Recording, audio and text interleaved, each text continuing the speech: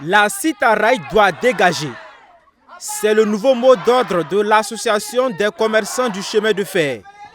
Cette organisation estime qu'en dépit de toutes les démarches entreprises pour la reprise du train voyageur entre Abidjan et Ouagadougou, la Société internationale de transport africain par rail fait preuve de mauvaise foi.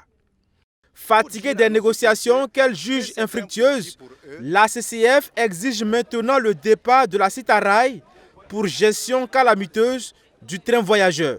Pourquoi tu peux dire que la Côte d'Ivoire accepte que le train transport peut rentrer, prendre les marchandises, et puis le voyageur, pour prendre la population entière, de ne pas rentrer? Pourquoi ça? Ça veut dire que c'est pour nous croire.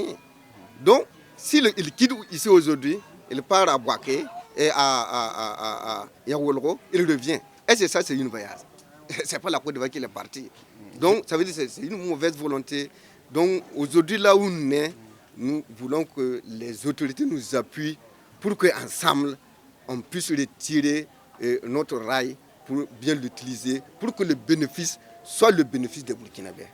Approché pour comprendre ce qui bloque la reprise du train voyageur entre Abidjan et Ouagadougou, la Citaraï confie que c'est la Côte d'Ivoire qui exige la réalisation de travaux d'urgence sur certains tronçons ivoiriens d'abord, avant que le train passager ne rallie Abidjan. Dans le cadre de ces travaux justement, un lot de 2750 rails de profil 54 km a été réceptionné en février dernier, poursuit la Citaraï. Les appels d'offres sont en cours de finalisation et seront lancés avant la fin de ce premier semestre 2024. Malgré cette explication de la Citaraï, les commerçants du chemin de fer ne veulent pas entendre raison. Ils invitent les autorités à résilier la convention de concession qui lie le pays à la Citaraï. Nous demandons aux autorités burkinabées de prendre leurs responsabilités et de résilier la convention de concession à l'image de l'aéroport de Donsin et de permettre à des nationaux de pouvoir investir sur les rails avec des partenaires plus fiables.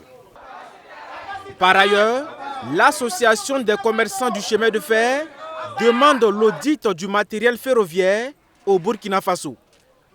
Dans le cadre de la convention de concession signée le 12 décembre 1994, le matériel ferroviaire était composé comme suit. 40 voitures voyageurs et au moins 15 locomotives au Burkina Faso. Que reste-t-il aujourd'hui de ces voitures? Nous n'en savons pas. Nous réclamons un audit du matériel ferroviaire du Burkina Faso. Initialement, ce sit-in devrait se tenir devant le ministère en charge des transports.